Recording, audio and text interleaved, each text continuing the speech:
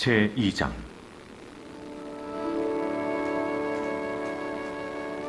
나오미의 남편 엘리멜렉의 친족으로 유력한 자가 있으니 그의 이름은 보아스더라. 모압 여인 룻이 나오미에게 이르되, 원하건대 내가 밭으로 가서 내가 누구에게 은혜를 입으면 그를 따라서 이삭을 줍겠나이다 하니 나오미가 그에게 이르되, 내 딸아, 갈치오다.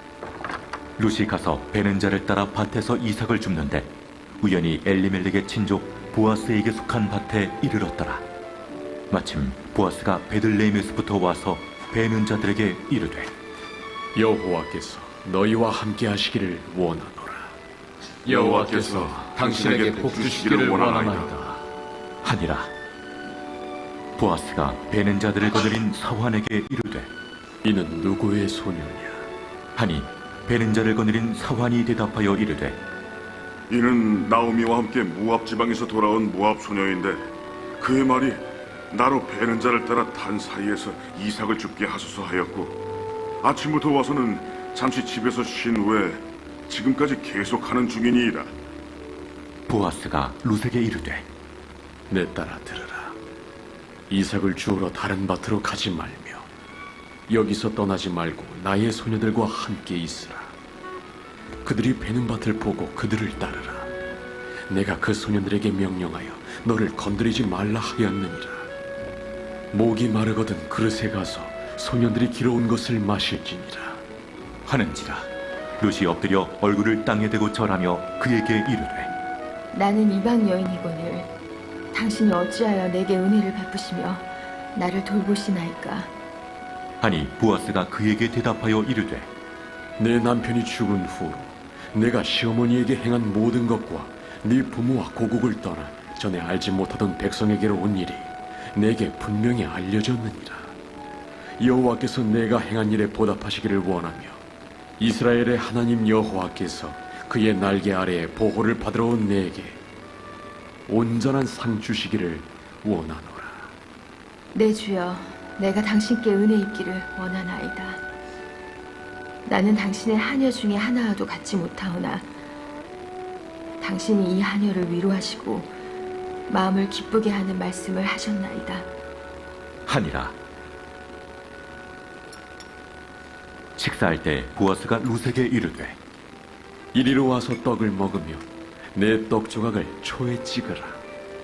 룻이 곡식 베는 자 곁에 앉으니 그가 볶은 곡식을 주매 룻이 배불리 먹고 남았더라. 룻이 이삭을 주우러 일어날 때 보아스가 자기 소년들에게 명령하여 이르되, 그에게 곡식단 사이에서 줍게 하고 책망하지 말며 또 그를 위하여 곡식 다발에서 조금씩 뽑아버려서 그에게 줍게 하고 꾸짖지 말라 하니라. 룻이 밭에서 저녁까지 줍고 그 주운 것을 떠니 우리가 한 에바쯤 되는지라. 그것을 가지고 성읍에 들어가서 시어머니에게 그 주운 것을 보이고 그가 배불리 먹고 남긴 것을 내어 시어머니에게 드리매 시어머니가 그에게 이르되, 오늘 어디서 주웠느냐? 어디서 일을 하였느냐? 너를 돌본 자에게 복이 있기를 원하노라. 룻이 누구에게서 일했는지를 시어머니에게 알게 하여 이르되, 오늘 일하게 한 사람의 이름은 보아스니이다 하는지라. 나오미가 자기 며느리에게 이르되, 그가 여호와로부터 복받기를 원하노라. 그가 살아있는 자와 죽은 자에게 은혜 베풀기를 그치지 아니하도다. 그 사람은 우리와 가까우니 우리 기업을 물을 자 중에 하나이니라. 하니라. 모압 여인 룻이 이르되, 그가 내게 또 이르기를 내 추수를 다 마치기까지 너는 내 소년들에게 가까이 있으라 하더이다. 내 딸아, 너는 그의 소녀들과 함께 나가고 다른 밭에서 사람을 만나지 아니하는 것이 좋으니라.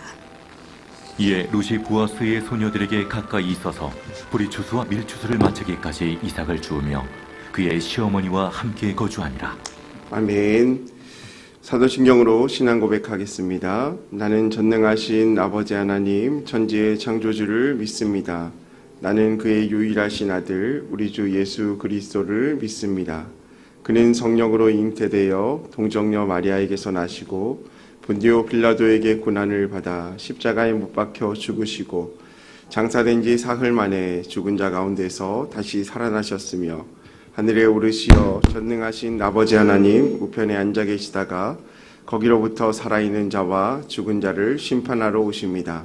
나는 성령을 믿으며 거룩한 공교회와 성도의 교제와 죄를 용서받는 것과 몸의 부활과 영생을 믿습니다. 아멘. 찬송가 400장입니다. 다 함께 찬송가 400장 찬양하겠습니다. 험한 시험불 속에서 나를 건져주시고 노한 풍랑 지나도록 나를 숨겨주소서. 주여 나를 돌보시기사고 예쁨어 주시고 험한 풍파 지나도록 나를 숨겨주소서. 권세 능력 무한하사 모든 시험 이기고 풍랑까지 다스리는 주님 앞에 비오니 주여 나를 돌보시기사고 예쁨어 주시고 험한 풍파 지나도록 나를 숨겨주소서. 죄악 길에 빠진 이 몸 캄캄한데 헤매며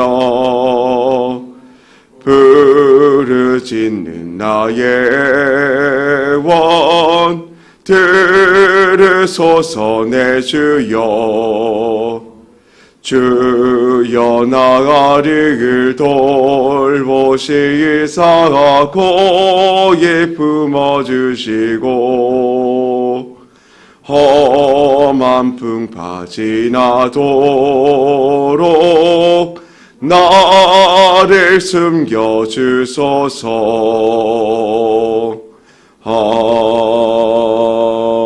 아멘. 시간 우리에게 주시는 하나님의 말씀은 로마서 11장 23절에서 24절까지 말씀입니다. 로마서 11장 23절에서 24절까지의 말씀 이 시간 함께 읽겠습니다. 그들도 믿지 아니하는데 머무르지 아니하면 접붙임을 받으리니 이는 그들을 접붙이실 능력이 하나님께 있음이라. 내가 돌 감람나무에서 찍힘을 받고 본성을 거슬러 좋은 감람나무에 접붙임을 받았으니 원가지인 이 사람들이야 얼마나 더 자기 감람나무에 접붙이심을 받으랴. 아멘. 예물 봉헌하겠습니다. 100번째 정은숙 사모님, 양은영 권사님 감사예물 안성석 장로님, 다니엘 작정 기도예물 이미경 권사님, 1000번째 예물 주님 복주심에 감사드립니다. 황희돈 집사님 무명으로 1000번째 예물 드렸습니다. 1000번째 예물 유예림, 김혜자, 유용선, 유준경, 김준우, 김준성, 오선경, 김유신, 장진혁, 장규식, 김정옥, 장진용, 김서일, 박연희, 김봉재 성도님 예물 드렸습니다. 기도하겠습니다. 사랑과 은혜가 풍성하신 하나님 감사합니다. 오늘도 우리에게 새날 새 생명 주셔서 하루의 첫 시간 주님 앞에 나와 믿음으로 마음의 무릎을 꿇고 하나님께 예배하게 하심을 감사합니다. 우리의 삶의 주인이 하나님이심을 인정하며 이 시간 주 앞에 나와싸우니 우리에게 은혜를 허락하여 주옵소서. 특별히 주 앞에 간절한 기도 제목을 적어 기도하며 예물 드린 손길들이 있습니다. 하나님, 성도님들 한 분 한 분 기억하여 주시고 그 적힌 기도 제목들마다 하나님께서 들으시고 신실하게 응답하여 주옵소서. 또한 이 시간 마음의 소원함을 담아 하나님 앞에 정성껏 준비한 예배로 나아가는 모든 성도님들 또한 기억하시고 그 기도의 제목들마다 주님께서 응답하셔서 하나님의 뜻이 삶으로 나타나는 은혜의 시간 되게 하여 주옵소서. 시간 말씀 가운데 나아갑니다. 하나님 깨닫게 하여 주시고 우리의 삶을 점검하게 하여 주시며 또한 주님 앞에 나아가는 귀한 은혜의 시간 되게 하여 주옵소서. 감사드리며 예수님의 이름으로 기도합니다. 아멘. 먼저 광고 소식 전해드리겠습니다. 오늘 저녁부터 금요일까지 8시 30분에 1차 하늘문 기도회가 있습니다. 특별히 세런들에게 전달하셔서 은혜로운 시간 될 수 있도록 기도로 준비해 주셨으면 좋겠습니다. 그래서 특별히 내일 화요일부터 금요일까지는 따로 새벽 기도를 드리지 않고 저녁 하늘문 기도회로 집중해서 기도하겠습니다. 개인적으로 와서 개인적으로 새벽 기도를 진행해 주시기를 부탁드립니다. 오늘 우리가 함께 읽은 말씀을 통하여서 우리가 하나님의 말씀 은혜를 좀 나누고자 하는데요. 오늘 말씀 23절부터 24절까지의 말씀은 우리의 삶을 점검해 보아라 라는 말씀입니다. 다시 말하면 교만하지 말고 하나님 앞에 신실하게 우리의 삶을 점검하고 또 주님의 뜻이 무엇인지를 기억하는 그런 삶을 살아라 라고 전체적으로 이야기를 하고 있습니다. 바울 사도가 로마서 말씀을 기록할 때 특별히 우리가 바울 사도 하면 이방인의 사도라는 말로 대표되는데요. 특별히 로마서 말씀을 통하여서 믿음으로 많이 구원받고 믿음으로 구원받은 이방인들은 하나님께로부터 끊을 수 없다라는 말씀들을 계속적으로 말씀하고 있습니다. 그래서 특별히 아브라함이 의롭다 하고 인정받는 것은 그가 하나님을 믿었기 때문인데 그 믿음조차도 하나님의 은혜가 아니면 할 수 없다라는 것을 말씀하고 우리에게 삶 가운데 있는 그 믿음도 마찬가지임을 계속적으로 선포하고 있는 것이죠. 에베소서 2장 8절부터 9절까지 말씀 우리가 너무나 잘 알고 있는 말씀인데요. 그 말씀 보면 이렇게 말씀합니다. 너희는 그 은혜에 인하여 믿음으로 말미암아 구원을 받았으니 이것은 너희에게서 난 것이 아니요 하나님의 선물이라. 행위에서 난 것이 아니니 누구든지 자랑치 못하게 함이니라 라고 말씀하고 있습니다. 2장 8절 말씀에 너희는 그 은혜에 의하여 믿음으로 말미암아 구원을 받았다라고 말합니다. 우리가 구원을 받은 것은 믿음으로 말미암아 구원받았다라고 고백할 수 있지만 그 믿음으로 구원받은 것 앞에 수식어가 있는데 바로 은혜에 의하여라는 것입니다. 즉 하나님의 은혜가 아니고서는 우리에게 믿음이 있을 수 없고 우리가 아무리 믿음으로 고백하여 하나님을 믿었다 한들 하나님의 전적인 주권이 아니고서는 우리가 하나님의 자녀가 될 수 없다라는 것을 분명하게 에베소 교회 가운데도 선포하고 있는 것입니다. 그러면서 우리의 행위가 아니기 때문에 자랑하지 못한다라는 겁니다. 즉 무슨 말입니까? 우리가 구원받은 것, 우리가 하나님의 자녀가 된 것은 물론 모든 사람들에게 자랑거리이지만 이것을 통하여 교만하거나 자만하지 아니하고 하나님 앞에 늘 겸손하여서 내가 누구인지, 우리의 삶의 주권이 어디 있는지, 나의 삶의 주인이 누구인지를 늘 생각해야 된다라고 말씀하고 있는 것입니다. 우리가 지금 읽고 있는 로마서 11장 말씀 13절부터 오늘 24절까지 말씀은 이방인의 구원에 대한 말씀들을 기록하고 있습니다. 하나님께서 바울 사도를 통하여서 이방인의 구원을 허락하셨고 그들 또한 돌 감람나무 가지였지만 그들이 잘림바 되어 참 감람나무에 접붙임 바 되어지고 그래서 그들의 삶이 참 감람나무의 진액을 받아서 그렇게 살아가게 되었다라고 말씀하고 있는 것입니다. 즉 우리의 소속이 이제 더 이상 돌 감람나무의 인생이 아니라 참 감람나무이신 예수 그리스도께 접붙임을 받음으로 말미암아 그 뿌리의 진액, 예수 그리스도 하나님으로부터 나오는 그 진액을 받고 살아가는 인생이 되었다라는 겁니다. 우리가 본질상 진노의 자녀였고 죄인이었지만 우리가 참 감람나무의 접붙임을 받은 순간 하나님의 자녀가 되었고 이제는 세상의 권세, 세상의 능력을 구하는 것이 아니라 하나님의 은혜를 구하는 삶을 살아가게 되었다라는 것을 바울 사도는 이방인들에게 말씀하고 있는 것입니다. 그래서 17절과 18절 말씀을 제가 읽어드리면 이렇게 말합니다. 또한 가지 얼마가 꺾이는데 돌 감람나무인 내가 그들 중에 접붙임 바 되어 참 감람나무 뿌리의 진액을 함께 받는 자가 되었은즉 그 가지들을 향하여 자랑하지 말라. 자랑할지라도 내 뿌리를 보존하는 것이 아니요 뿌리가 너를 보존하는 것이니라 라고 말합니다. 즉 우리는 누구에게 속해 있는가, 우리의 주인은 누구인가를 분명히 알아야 한다라고 말씀하고 있는 것입니다.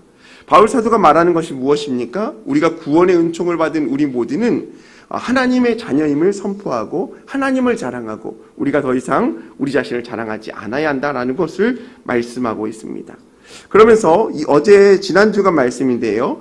21절과 22절 말씀에 이렇게 말씀합니다. 하나님이 원가지들도 아끼지 아니하였은즉 너도 아끼지 아니하시리라. 그러므로 하나님의 인자하심과 준엄하심을 보라.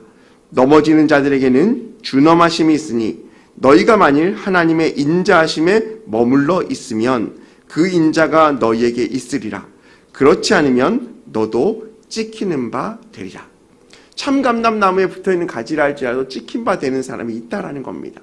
그런데 하물며 너희의 출신은 돌감람나무의 가지인데 너희가 온전히 그 가지에 붙어있지 아니하면 너희도 찍힌 바 될 수 있다라는 것입니다. 즉 무슨 말씀입니까?